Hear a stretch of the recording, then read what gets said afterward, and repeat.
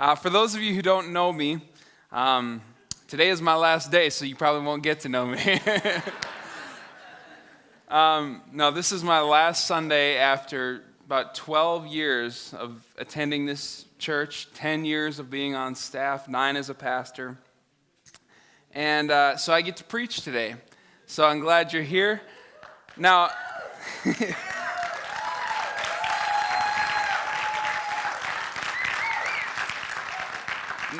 now that's a little bit dangerous to do, to give a guy a mic who's leaving, because I have nothing to lose. So, I was talking to another pastor who had a staff member retire after years of ministry, and he said the last message that he preached on were things that were an abomination to the Lord. I'm like, wow, that's one way to go out with a bang. So I thought it was a good idea. So I'm going to share with you 7 No, just kidding. I want to start by just saying thank you to all those who came out to our farewell party last Sunday. Laura and I were extremely blessed and honored, and all your kind words and things that were shared, that really meant a lot to us. And we just want to say thank you for being a part of our lives over these last years. And those of you some of you have been with us the entire time. Others have just joined us recently. It's just been a privilege to get to know you and to be your pastor. And we really have enjoyed our time here. This is hard to leave. To think that today's our last Sunday here is a hard thing for us, and we will miss you greatly. But I do want to preach a message this morning, and I want to talk about just sticking together as the body of Christ. I think one of the most important things that we can realize as believers is that God never intended us to go at it alone. God put us in a body for a purpose, and He gave us each other for a reason. And you are there to support the person that's sitting next to you, or that's sitting across on the other side of the sanctuary that you probably never met before. God put you guys together to support each other and encourage each other. And so this last message that I'm preaching here today is really about that, about how we can build each other up and encourage each other and strengthen each other. Now, I had to do a message like this kind of once before, because I transitioned from being youth pastor to associate pastor, so they let me preach one more time in the youth group before I was done there, and I told Phil, who was taking over for me at that time, that I was going to go about 20 minutes, 25 tops. And that night I preached for about 40 minutes, having no idea that I went that long. So I asked Phil after the service how long I went, and he told me 40 minutes. And he said, well, you just confirmed that you're ready to start ministering to adults and not teenagers anymore. So I want to leave you with some final words of wisdom, and I'm going to preach about 25 minutes this morning. So, no, the truth is I just want to share some stories and share some wisdom that's really didn't come from me, and I can say it's wisdom for that purpose. It came from a guy named Paul, but not this Paul necessarily. If you want, you can pretend that it's my advice, but we're going to actually look what the Bible has to say about relationships with each other. And so I want to share with you 4 things that will greatly strengthen your relationships with each other, and that will help build you up and help you as a body of believers. And the first one is to encourage each other. If you turn to Hebrews 10, verses 24 and 25, I said Paul, and we don't know if Paul wrote Hebrews or not. Some people think he did, some people think he didn't. But anyway, he wrote the rest of them, we know that for sure. But this is what Hebrews 10, 24 and 25 says.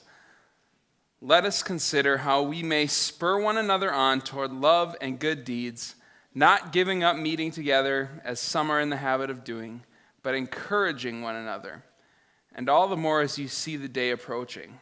I think we look at this verse a lot of times and we see spur one another on, and we get this mental picture of jabbing a horse in this, in the flanks with our metal spikes hanging off the side of our shoes.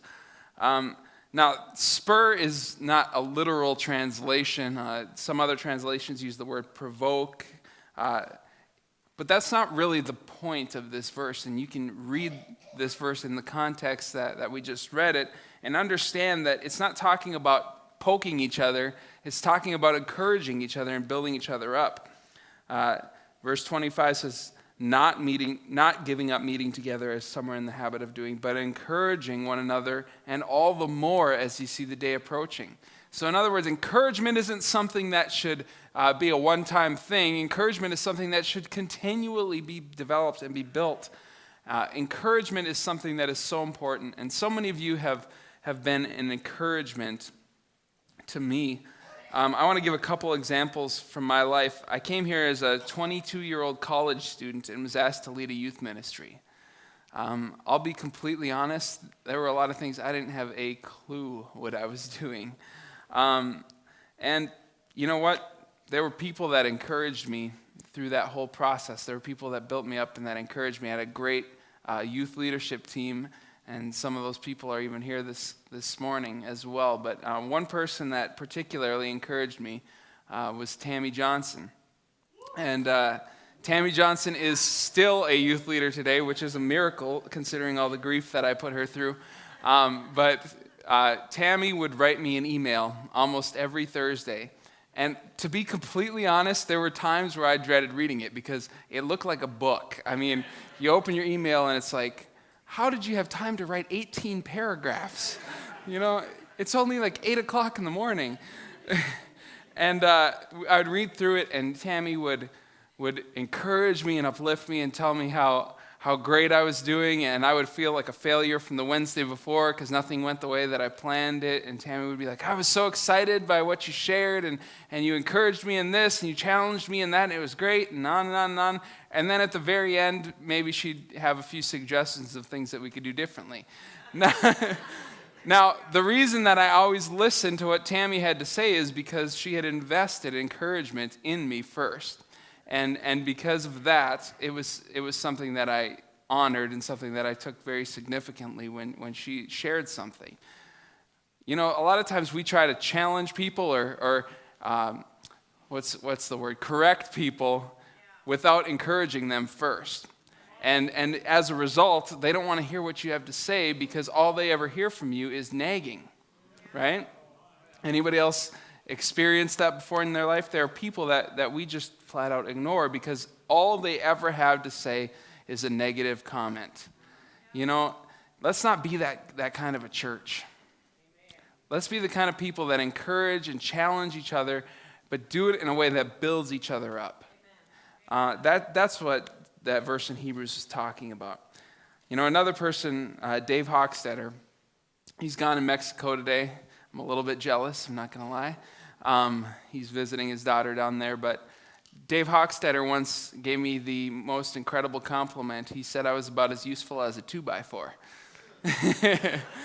Now, to give you some context for that statement, one time he was doing some work over at the house next to the church when we were remodeling it, and we were putting in a beam.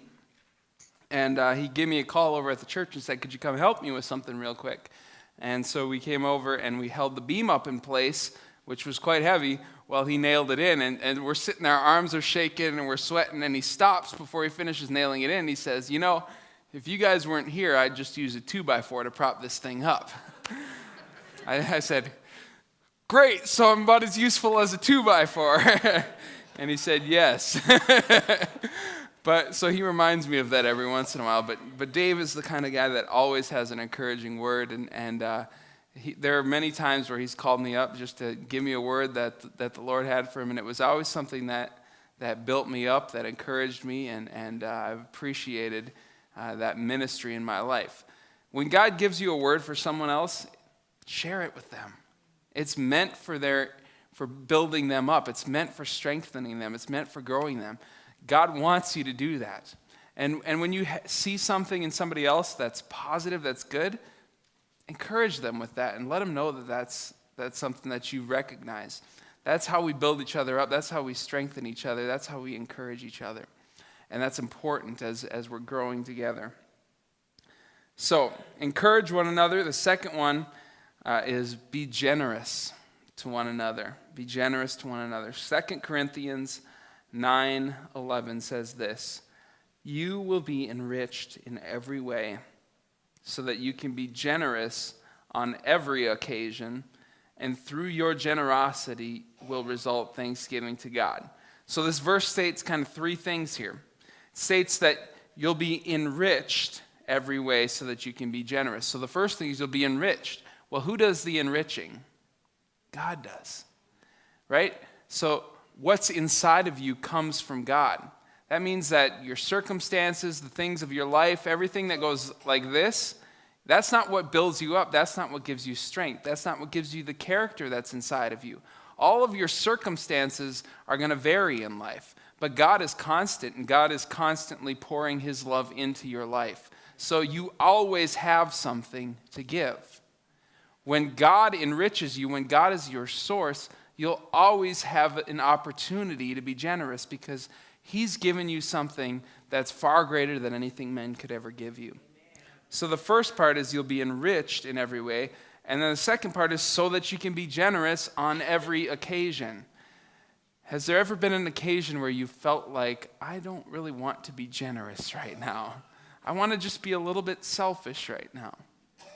Has anybody else been there? Yeah? A few of you?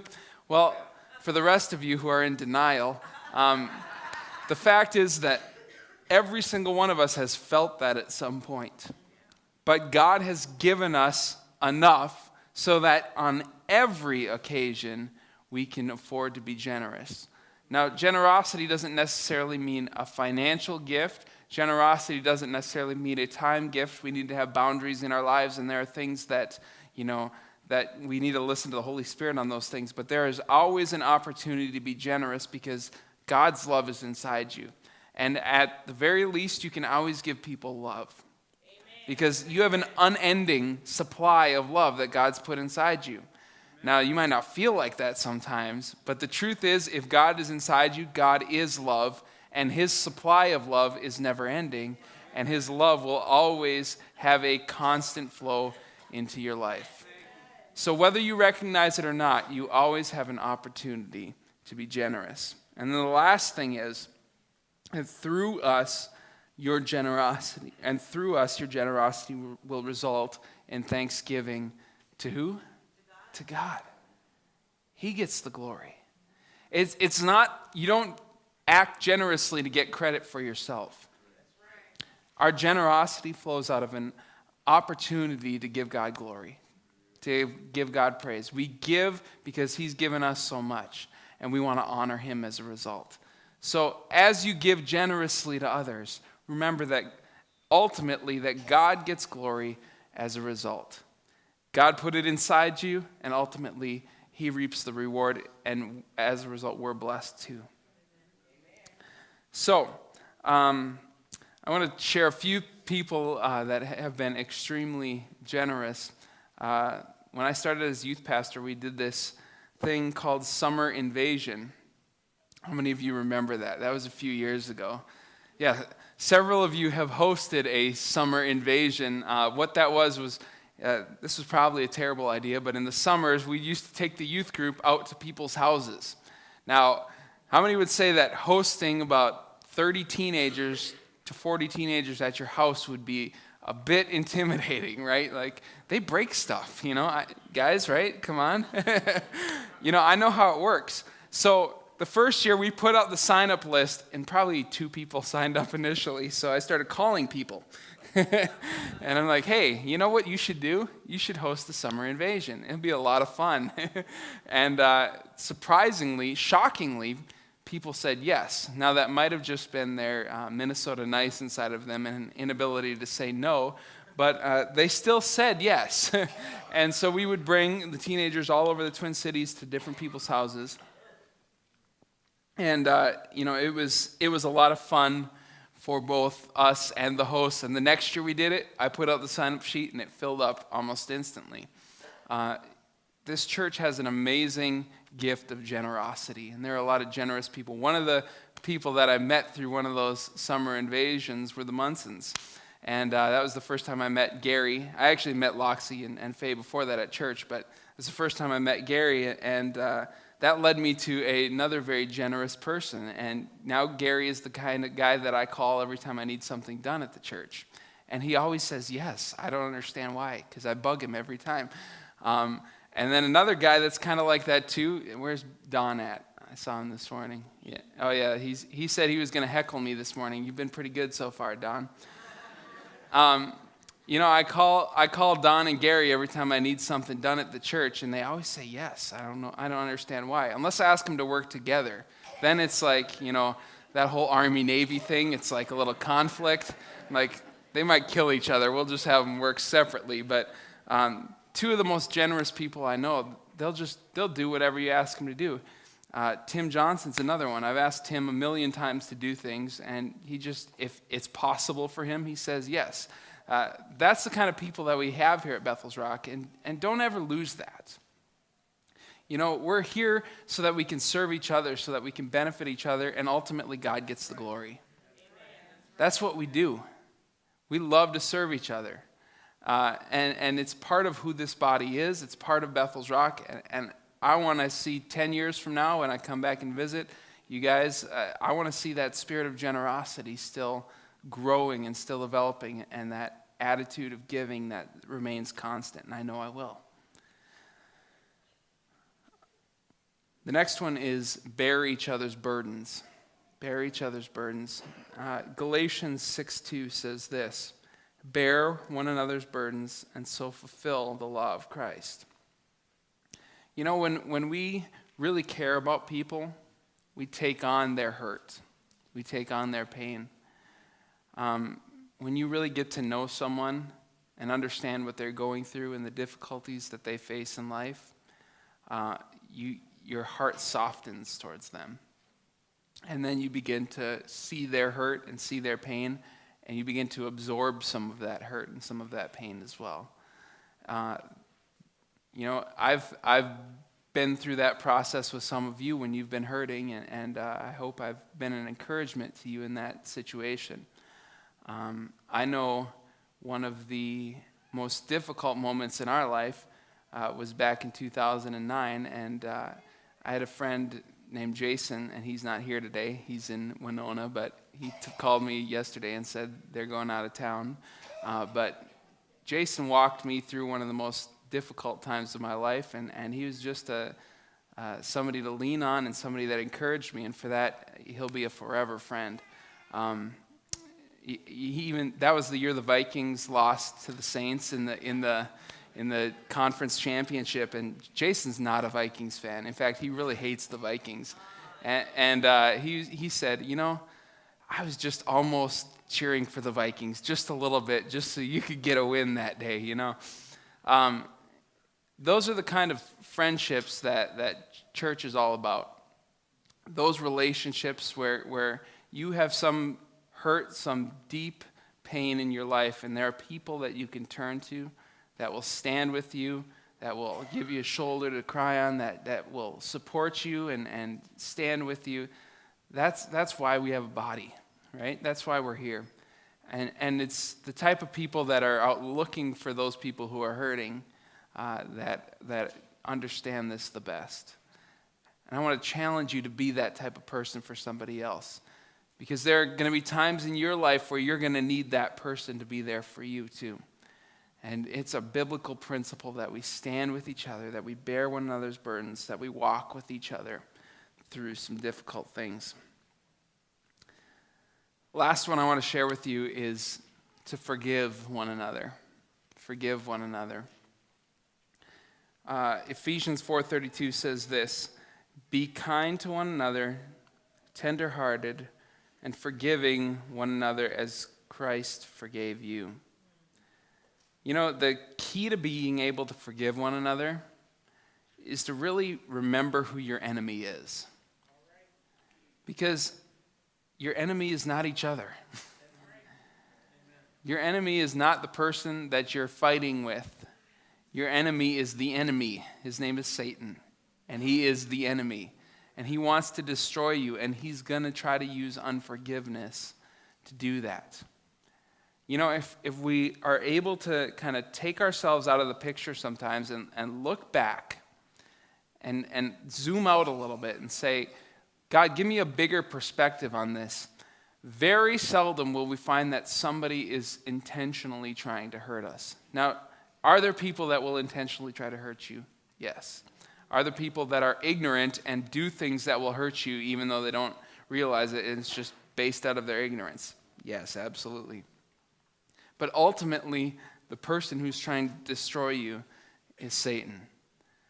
And every time unforgiveness has its way in your heart, he wins a battle.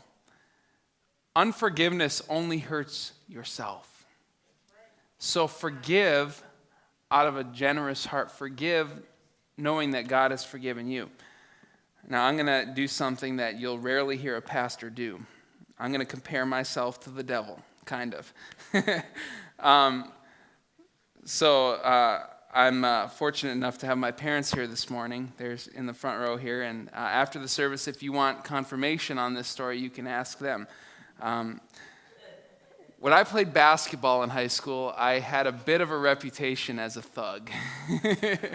I know that's a little hard for some of you to believe because I'm such a nice guy, but I would do stuff just mean stuff, like when guys were running by on the baseline, I'd just give them a little hip check and knock them out of bounds. When they're running down the court, they wouldn't even have the ball. I would just run right next to them and cut them off and just bump them all the way down the court just to get under their skin. My favorite move of all time was boxing out the shooter as he was taking a jump shot. So he would go up to shoot, and on the way down, you would make it look like you were just trying to box them out. But what I was really doing was I'd slide underneath them and stick my butt out so that as they came down, they would land right on top of me, and it would be very painful for them. So then every time they shot for the rest of the game, they'd be doing this, Now, I know that's so hard for you to believe, and I would never do that kind of stuff anymore. Except last Sunday, we were playing basketball. Yeah, this story's fresh, and it's pretty anointed, actually, because it's so fresh. But we were playing basketball last Sunday, a bunch of the guys from the church, and the first game, my team, we got whooped, right? We lost bad, and the main reason was Ethan. And if you know Ethan, Ethan's a pretty good basketball player. He was just on fire. He was making everything. And so the next game, our big guy went and sat out, so we shuffled around, and I ended up guarding Ethan. And he was really excited about that, as you can imagine. Now, think about this. I probably don't even have to tell you the rest of the story, how this went down, but Ethan was killing us the first game, so I decided to bully him a little bit. And every time he went up to shoot, I would charge at him with my head down. My head down like I was going to run right into him. And Scott has actually said this before when I've done that to him. I have no confidence that you're actually going to stop. And the truth is, I don't even have confidence that I was going to stop. Well, after we won the game, I realized that I was probably being a bit of a jerk. And there are two conditions I have to playing basketball like that.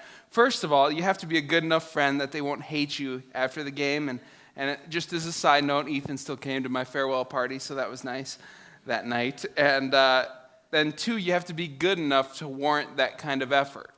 Now, the devil does not care about whether or not you're going to be his friend still. But when it comes to Satan, he does care that you are a threat to his kingdom. And the reason that he's messing with you is because he believes that you're a threat to his kingdom.